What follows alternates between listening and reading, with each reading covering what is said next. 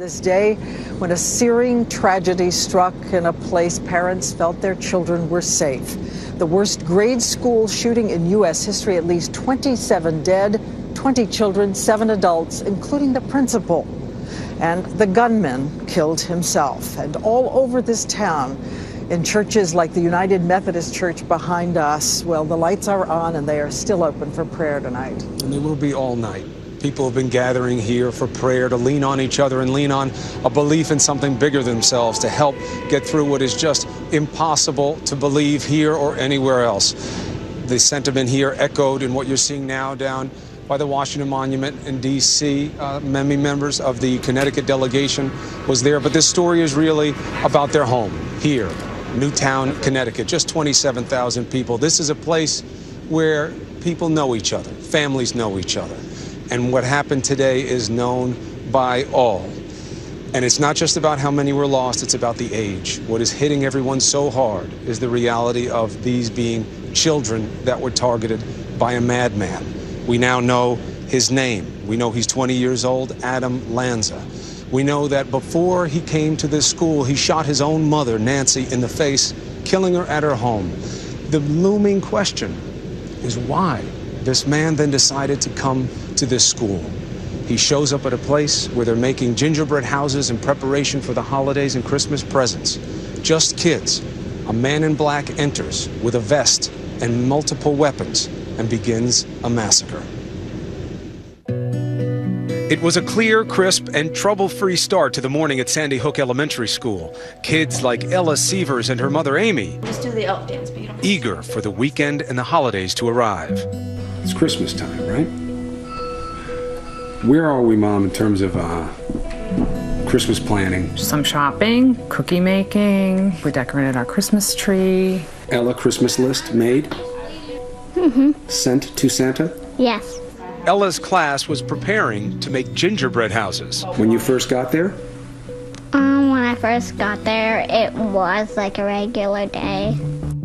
But at 9:41 a.m., the children's day and their innocence is shattered. 6-7 Sandy Hook School. Callers indicating she thinks there's someone shooting in the building. We heard a loud bang. We thought that something fell. Then we heard another. And then we thought that that was a gunshot. What do you remember? We got to school. We did everything we needed to, and then we heard all this racket. Then we heard them say, "Go in your cubbies." We thought we had to go because something bad was happening. What did the teacher do then? She read us some books, and we talked about things, and they played little games in there. And while that was going on, your teacher was reading you books and keeping you calm? Yeah. She just kept her calm and told you a story? She read us The Nutcracker and another book that was about Christmas. How did you find out, Amy? Well, we got a phone call from the school saying the schools were in lockdown. Lockdown? I mean, what sense does that make to you as a word for your kids' kindergarten through 4 school? Not very good. Police quickly converge on the school, secure the perimeter, and start a painstaking search for the shooter. Police came in. It's like, is he in here? Then he ran out. That included checking every door, every crack, every crevice, every portion of that school. Our main objective was to evacuate as quickly and efficiently as possible any and all students and faculty in the school. It takes an agonizing hour before it becomes clear just what's taking place inside the school. Next come ominous signs. Ambulances are called, stretchers set up. By 10:30 a.m., police and teachers escort groups of traumatized students out of the school, kids who give the first indications of the terrible scene inside. Kids were crying, not really like screaming, but they're all huddling together, and they felt so sick. We all put our hands on other people's shoulders, and then our teacher held the first person's hand, and she let us out. Did you keep your eyes closed? Yes. The whole time? Mm-hmm. And when you opened them, where were you? We were walking down to the fire station. The children are taken to the fire department where frantic parents swarm, desperate to find out if their kids are safe. It was terrifying. I'm still terrified. I think I'm still in shock about it all. I still don't know everything that happened. You're rushing over here and you can't get to where you need to go, and you have to park down here and walk. When a son or daughter is found, the relief is immense. I was so happy. I just hugged her. What goes through your mind when you see her? Oh my God, this is the best day of my life, the worst day of my life. Just gratefulness. Gratefulness. I mean, the tears come to your eyes immediately when you know that your child's okay. But too many families aren't as lucky. Minutes drag by, no answers on what's going on inside the school. As news trickles out, the worst becomes obvious. Not all of the reunions between parent and child will be happy ones. Okay, these units in the school, I got bodies here. By 11 a.m., police give the first indications that there are multiple fatalities inside. By 11:50 a.m., they announce most of the fatalities are children. It is almost unimaginable. 27 dead, 20 children. News of the second worst shooting in U.S. history smothers the country. I know there's not a parent in America who doesn't feel the same overwhelming grief that I do. The majority of those who died today were children. Beautiful little kids between the ages of 5 and 10 years old.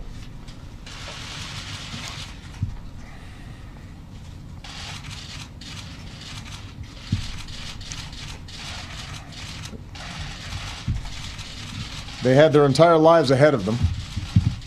Birthdays, graduations, weddings, kids of their own. The man responsible for taking these lives, 20-year-old Adam Lanza, shown here in a 2005 photo. Lanza's body found in a classroom after he took his own life. He was armed for war, say authorities, wearing a bulletproof vest and carrying 2 semi-automatic handguns. A semi-automatic rifle was found in his car. Authorities had originally confused him with his older brother Ryan because he was carrying his brother's ID. Lanza had apparently shot his own mother in the face before doing what we still can't understand, heading to the school. Principal Dawn Hochsprung, one of those killed, ironically issued a new security alert letter to parents just this fall. Tonight, Newtown residents gather to pray for strength to get over the events that have rocked this small town, as well as the lives of the most innocent among us. Evil visited this community today. Our hearts are broken today for the parents and grandparents, sisters and brothers of these little children, and for the families of the adults who were lost.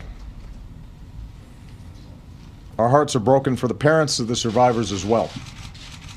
For as blessed as they are to have their children home tonight, they know that their children's innocence has been torn away from them too early. It's not real because it's not here. It doesn't happen here. And you know what? The 6 degrees of separation, we know those families. There will be families and friends that we know. You know some people got hurt, right? Yes. You know that it's over? I didn't know when it was over, and I probably would have never known when it was over. Well, it's over, okay? You know that now? Yeah. And what happened there today happened, and it's over. Okay? And you have to be happy that you're okay. Of course, for the Sievers, so much of why they wanted to come forward is because they feel for the families who are not as lucky as they were to get Ella to come home. And while it is over for that little girl and her family, it's not for their reach into the community, and this is going to be with them for a very long time. They share in that grief. I know that they do. And I think over the next few days, we know we're going to be hearing so many more stories of courage from little children and also from these teachers who held hands and prayed with the children and tried to keep the tragedy from becoming even worse. And I spent the day this afternoon, I spent some time with one young woman who wanted us to know what all the teachers do in that school, how much they care about their children, as she told her story. She is first grade teacher Caitlin Roig, who's taught at Sandy Hook for 6 years, and she suppressed her own fear to make sure her students believed that they were going to have a Christmas, they were going to have a Hanukkah, and they would come through this together. It was 9:35 in the morning when 29-year-old Caitlin Roy began her morning class. When it happened, it was during our morning meeting, and literally right in the middle of that was when it started. What started? What did you hear? The shooting. I'm in the first classroom. And did you know it was shooting? I knew it was shooting immediately. It was just repetitive sounds? Yeah, it sounded like the type of gun that just shoots over and over and over again. And so I heard that, and I knew immediately that something was obviously very wrong. And I got up and I closed our door. It wasn't locked, but I closed it. And I just told all of our students that we had to get in the bathroom. It was all I could think of. I knew we had to be hidden. And how many children? I have 16 students. One was absent today, so 15. 15 frightened first graders. One cramped place to hide. And so you got them in the bathroom? It's probably 3 feet by 2 feet. It's very small. I picked some of them up and put them on top of the toilet. I put one of my students on top of the toilet dispenser. I just knew we had to get in there. And are you layered on top of each other? We were all very, very close. Did they cry? No, if they started crying, I would like take their face and say, "It's gonna be okay. Show me your smile." Like I really tried to and one of my students was, would say like things like, "I know karate, so it's okay. I'll lead the way out." Like really trying to be courageous and try to take over, and so obviously I said, "Okay, well, we need to stay here right now. We just need to be calm and still and quiet." So even in the first grade, they knew. We were right there. I mean, we're the first room, so we heard it so clearly. They knew something was obviously very wrong. Many members of the emergency service units from this town and the surrounding towns. Did you tell them to be quiet? Did you worry about one of them? No, I told them to be quiet. I told them we had to be absolutely quiet because I was just so afraid that if he did come in and then he would hear us and then he would maybe just start shooting the door. So I said, no, we just have to be absolutely quiet. I said, there are bad guys out there now. We need to wait for the good guys. As their teacher, I'm their protector. I'm the one who's always there to help them, usually with schoolwork. So for me to have to listen to them say things like, I just want to go home and have Christmas. And, I was just trying to tell them, you will, we're going to be okay, but we have to be positive. We have to think positive. They really said to you, we want to go home for Christmas. Oh, yeah. Yeah. Mm-hmm. Yeah.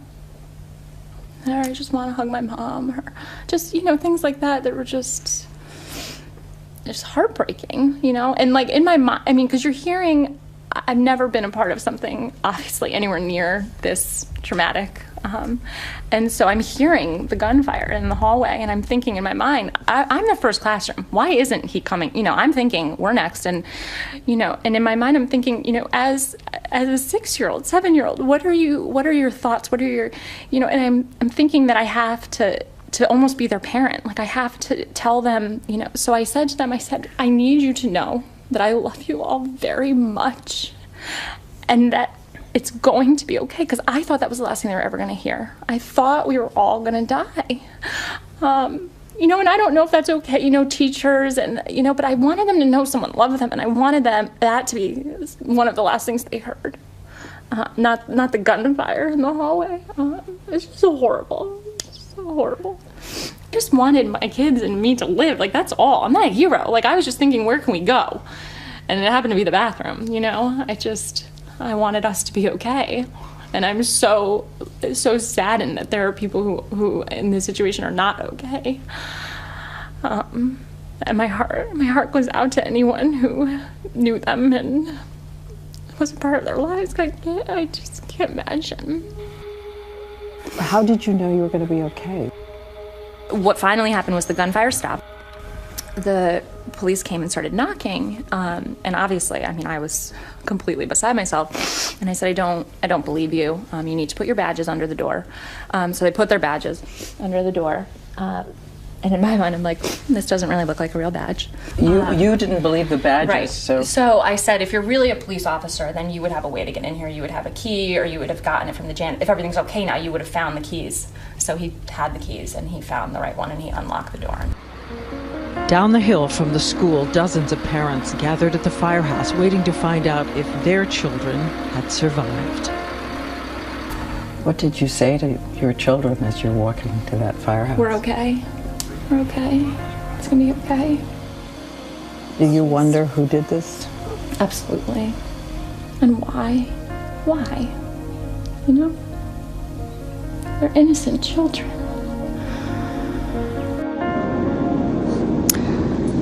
And again, Chris, she wanted to say that she knows every single teacher in that school was doing what she was doing for the children that they love. And yet, she raises the question at the end, why? Why did this teacher have to be put in this position? Why did these kids have to be put in this position? And of course, it brings us to the person in this story who deserves attention the least in many ways, the gunman, Adam Lanza. And yet, we do look to who he is. We do try to understand why this happened. Hopefully, it will be a window into some type of understanding of how to not make this happen again.